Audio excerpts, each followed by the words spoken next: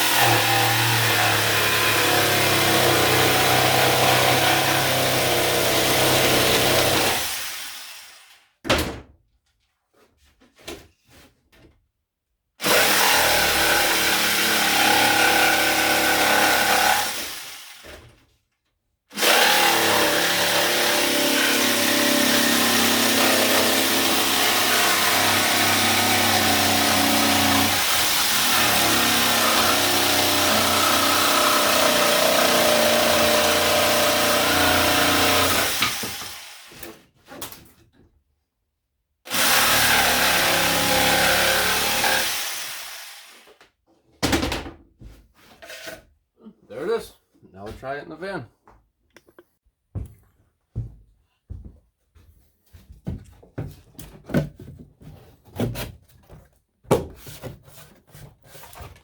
And there we go.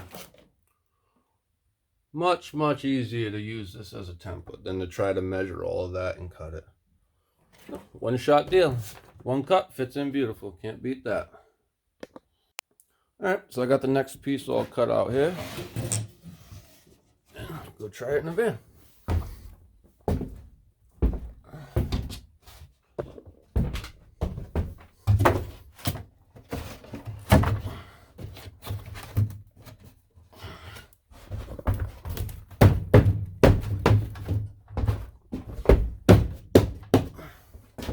Perfect. Fits like a glove, actually. Can't ask for better than that. Alright, so I'm going to start on this side next. Get that all filled in. And then the next step will probably be to pull the two front seats out, vacuum that all out, and put the mat back in so I know how far this floor has got to go forward. Because the mat is going to end probably right on top of that pink foam right there. I see in a previous video there was a rust spot under here. I wire brushed that all out. I hit it with that rust converter crap that I had laying around. I don't know. I don't really believe in that crap. Everything seems to rust again anyway, but I painted it on. I spray painted it white a little bit just to make it look a little bit better.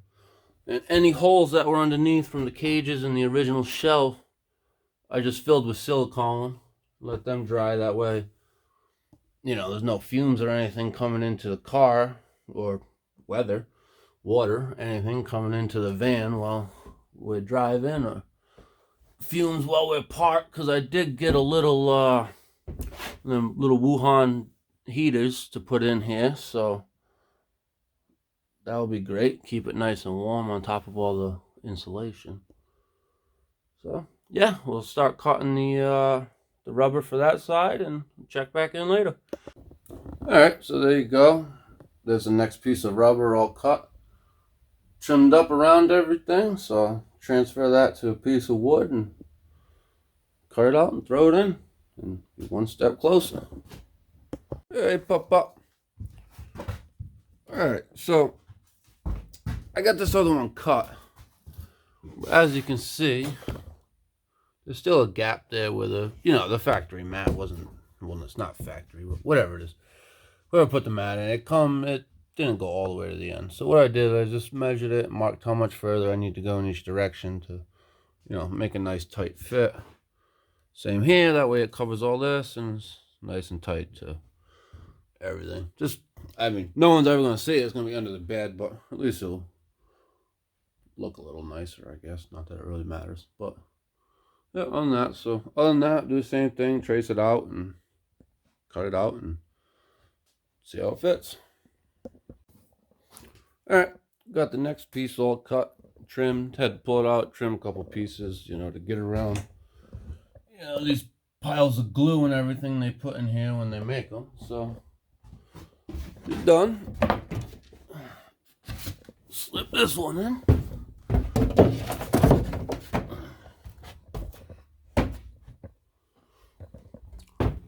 So, yep, there's that. We just got to finish the front, but before I go any further, I'm going to pull the seats and put the mat in so I know exactly how far to go. As far as the insulation goes, I know some people get the bats of insulation and stuff all these holes and shit and all them, but I'm not going to do that because, like I said, I don't live in this. And, I've slept in this, or we've slept in this, and high 20s before, high 20-degree weather, and we were fine under the blankets. There was a coat of ice on the roof. So, this will already be a hell of a lot better than that. And like I said, I did buy a heater for it too. So, I don't really have to worry about the cold much anymore. And I doubt I'll be driving this thing to Antarctica, so that's fine. But, yeah, other than that, we'll get the seats out and then we can finish up this floor here. So far, so good. It's looking pretty good. Alright, so I got the final two pieces cut here for the floor. Got this one. Just going to slide back there. This little L piece. Throw it right in here like Tetris. Slide that up. And the floor is completely covered. Looks good. So I'll go ahead with some taper head sheet metal screws, and I'll screw this to the floor so it's nothing moves. And now I know a lot of people use this Reflectix ep4 insulation, but I'm gonna use it just as a vapor barrier because if you look at the paper, this one product has like 12 different R values, which doesn't really make much sense because this pink shit has one. So I don't know. I mean, I guess they're saying in different applications that different R values, but it's one product. So how they figured that one out is beyond me. But yeah. So I'm just gonna use it as a vapor barrier. You know, stop a lot of moisture from dropping down or whatever. Because, like I said, I got 1 inch insulation in the walls, in the ceiling, and I got 1/2 inch foam board insulation in the floor. So it should be plenty. And as I said before, I'm not going to do the rails or the girders or nothing because I don't need to. I don't live in this. So, all right. Well, start putting this stuff in, see how it looks.